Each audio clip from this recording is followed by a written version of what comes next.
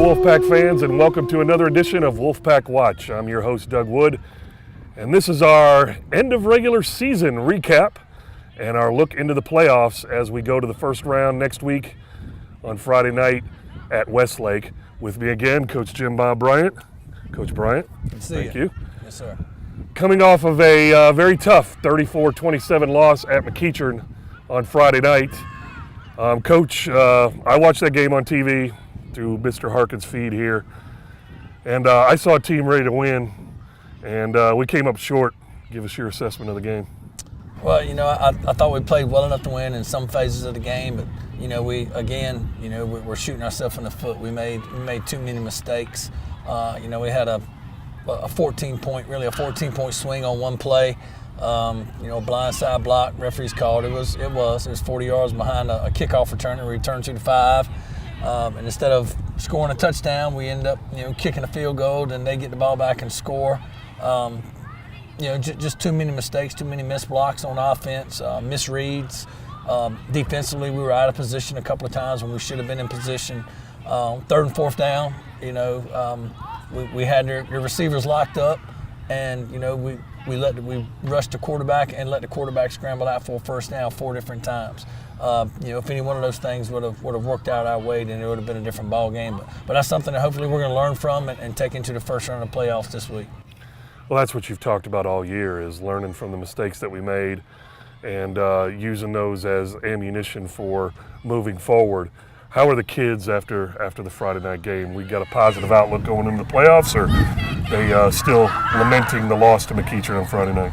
No, I think, we try to teach them to have a short-term memory. I know it stung Friday night, and we told them today we did a walkthrough before practice, and told them that our coaching staff is, we're a bunch of competitors, and we don't like to lose even if we're playing somebody in checkers. So, we hate losing, and that loss Friday night burned a little bit because we had McEachern, I thought, on the ropes, and we let them get away. I said, now, with all that being said, we've got another game this week, and now it's do or die time. We're playing a really good Westlake team, #1 seed. And our goal is to go down and shock Georgia and have a 4 seed beat a #1 seed in Westlake. And I think our kids, we probably have one of the best Monday practices we've had in a while today, to start our third season going to the playoffs. So they seem focused based on what you're sensing at this point. Yeah, right now everybody's 0-0 going into the playoffs. That is true, very much true. Personally, I'd like to congratulate you. 7-3. With a team that was not expected to be here.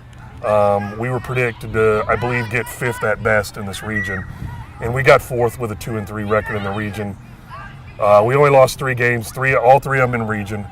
Competed our butts off on Friday night to almost beat McEachern. The Hillgrove game we've already talked about in the past, and then the one game at Marietta, which we had a few mistakes in that game as well.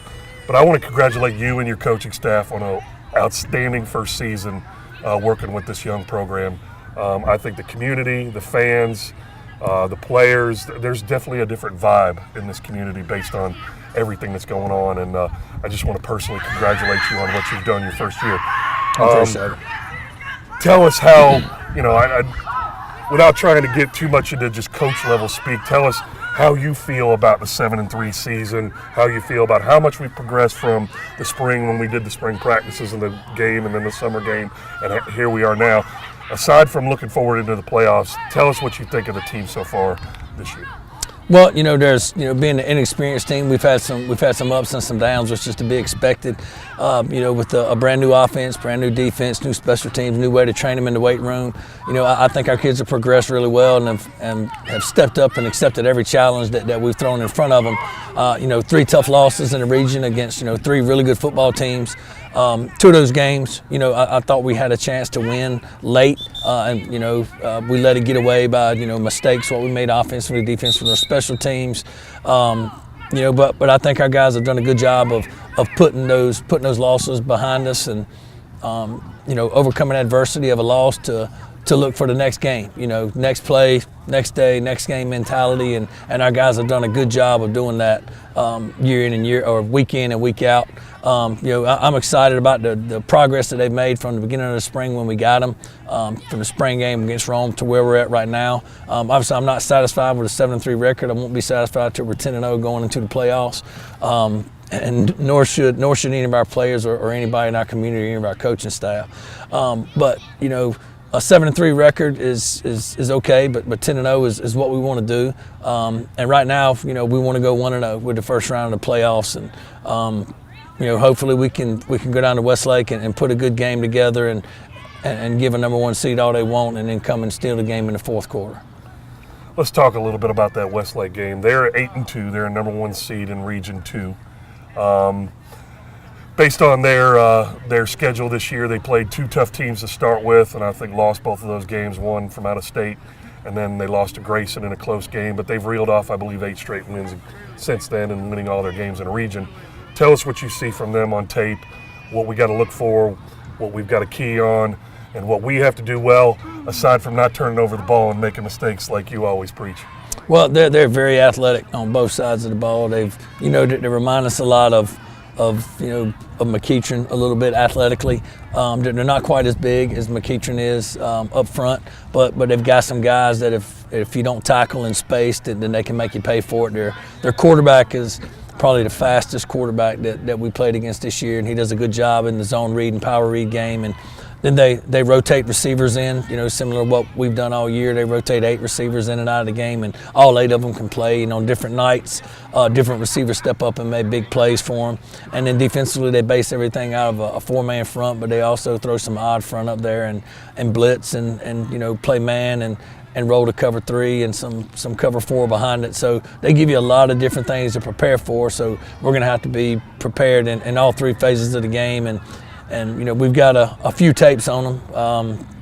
What they did earlier in the year and what they're doing now, a little bit different. But when it comes to playoff time, you've got to prepare a little bit for everything, because you don't know really what you're going to see, nor do they know what they're going to see from us. That's true. And what kind of wrinkles, without giving up too much information, what kind of wrinkles do you think you're going to have for them on Friday night? Well, we kind of started a little bit versus McEachern, trying to get more speed on the field offensively and trying to move, our 2 deep threats. We're trying to move them around more. Kellen Alton-Reef and Jared Ray, we're trying to move them around a little bit and try to get them in the ball in space as much as we can. And then our other receivers Friday night, came in and, we've really been stressing blocking on the perimeter and, doing a 10-minute period every day of nothing but live screens and tackles during practice. And that's paid dividends for us the last 2 weeks. I thought our receivers as a whole have done a much better job blocking on the perimeter than what they did early in the year. And there was evidence in that by us being able to run a jet sweep for more yards and throwing now screens and quick screens on the perimeter. I thought all of our receivers have done a great job blocking more on the perimeter, and that's something we're going to also have to continue to do, is block better on the perimeter offensively. And defensively, we're going to have to make sure that we stop their quarterback in the run game. That's something that we didn't do this past week. 3rd and 4th down, we let the quarterback scramble around. He wasn't a great passer, but he just went back there and we rushed him, and he'd break 1 tackle and he'd get a first down. So that's something we're really stressing and working on this week in practice on offense and defense, blocking on the perimeter, and then not letting the quarterback get out of the pocket and make plays on 3rd and 4th down. One of the things that I noticed, as you said, from the Friday night game was the jet sweeps very early on in the game seemed to be working quite well, but our running game as a whole was a little bit off Friday night. Was that a testament to their defense, or were we just not executing well on offense? We weren't executing well on offense, and that's something that Coach Hines has talked to our offensive line about this week. Is I think as a whole our guys came into the game offensive line wise, and played very timid, was kind of letting the game come to them instead of taking the game over, just because everything they've heard about McEachern's defensive line and this and that, and I think by the time they figured out that, hey man, we can actually play with these guys, it was too late, But that's something that we've adjusted and worked on in film. And again, our offensive line probably aggression level was probably the best today at practice that it's been all year, after a little come to Jesus meeting today during 4th period from Coach Hines. So they look to be ready Friday night when we play Westlake down in their in place on Friday night. Couple things that I want to mention before we get out of here. First of all, a shout out to the 7th grade program. Yep. The 7th grade program has made the championship of the Georgia Middle School Athletic Association playoffs. They will be playing McEachern, is it? Yep, they're playing McEachern. I believe, next Saturday. Yes, sir. Next Saturday. A shout out to the 7th grade program. Congratulations for making it to the championship, and we hope for a victory on Saturday against McEachern.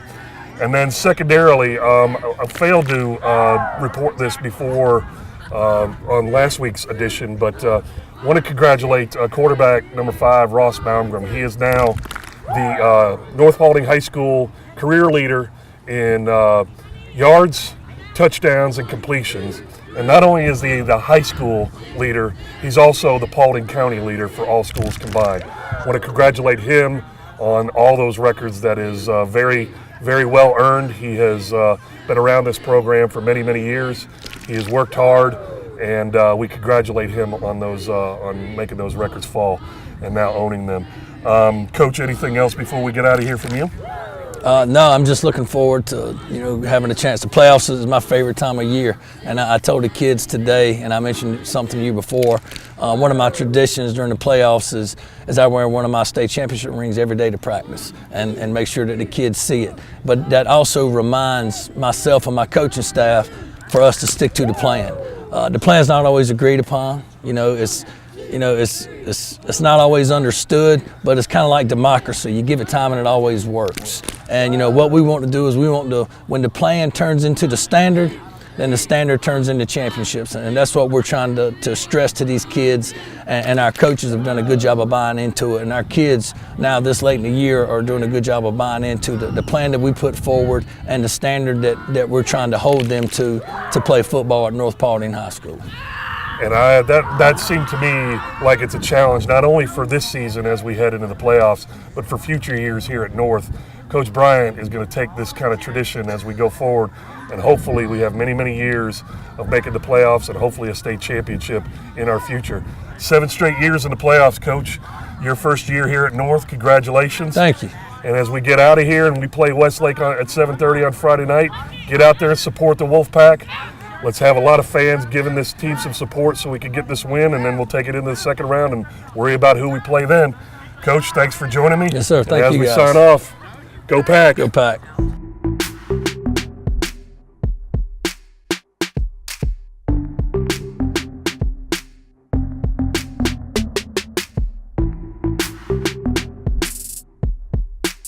I just want to win.